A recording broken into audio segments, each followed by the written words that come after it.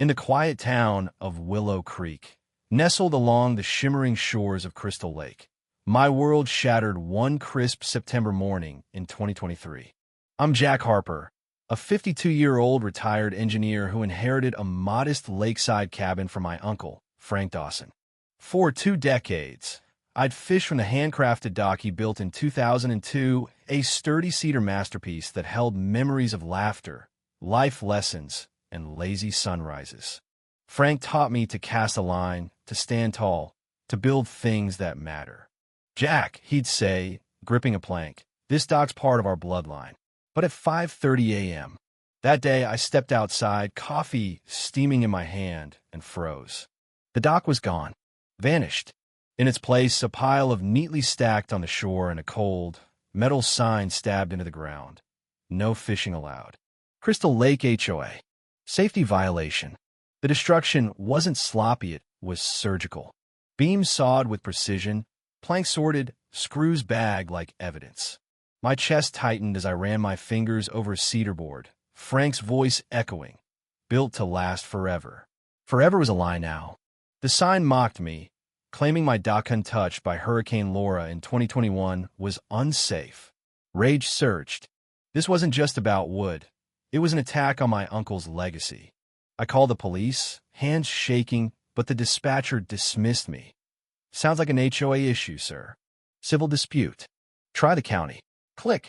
The system I trusted failed me. A lawyer quoted $10,000, just a star more than my pension could spare. I felt gutted, staring at the empty water where Frank and I once reeled in basin dreams.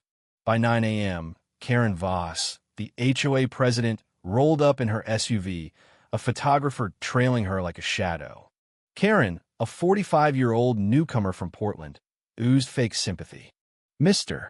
Harper, safety protocols demanded action, she said, her smile never reaching her eyes. I held up Frank's photo, my voice steady. Karen, this dock survived a hurricane. My uncle built it to last. She didn't flinch. Unpermitted structures are a liability, Jack. Progress requires sacrifice.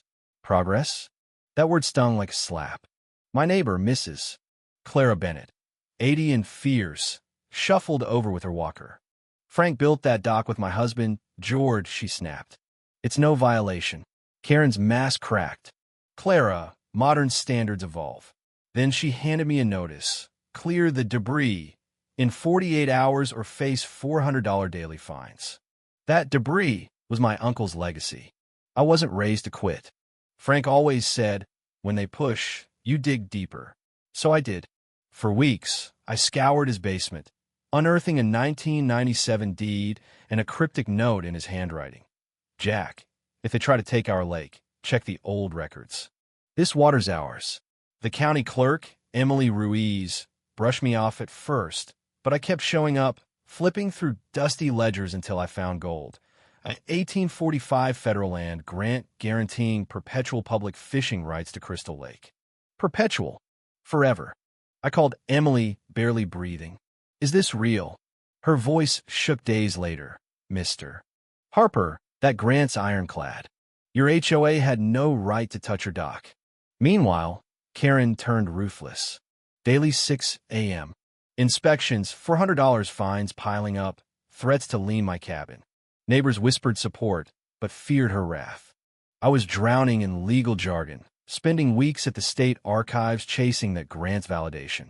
Then I found the 1997 HOA minutes, existing docks, and fishing rights protected by federal law. Karen knew.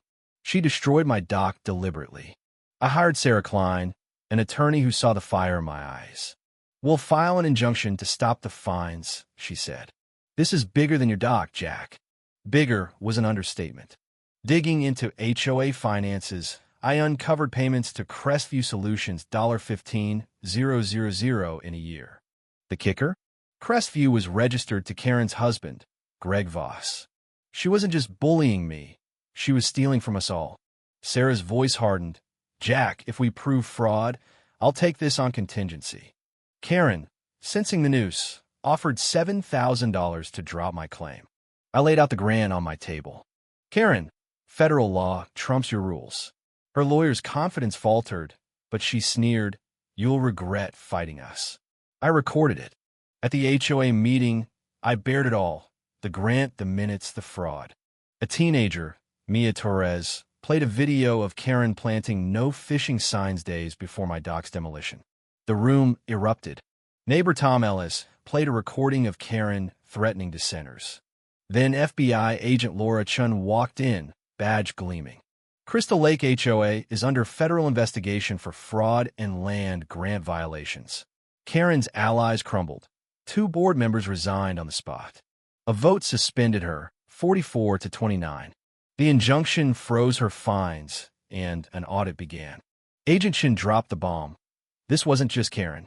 Crestview was part of a nationwide scam targeting 21 lakefront HOAs, fleecing $1.6 million. Karen had been recruited at a $4,000 leadership seminar funded by our dues, trained to extort and intimidate. Her debt $50,000 in bad investments made her easy prey. She faced 5 years, but cooperated, exposing the network's head, Victor Klein, who got 7 years. I testified in Tampa, my voice steady. Karen didn't just destroy my dock. She broke our trust. 2 years later, we rebuilt Frank's dock, plank by plank, with community donations. A plaque reads, "Frank Dawson Memorial Dock, built with grit, restored with truth." Willow Creek's now a model for HOA reform, drawing 200 visitors yearly. Florida's Crystal Lake Act mandates transparency, protecting others from our nightmare.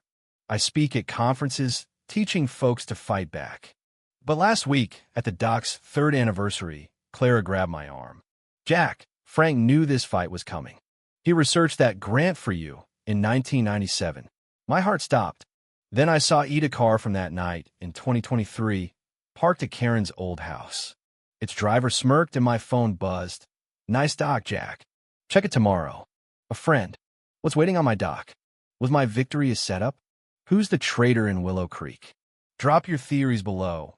Hit like and subscribe for more stories of ordinary folks fighting impossible odds.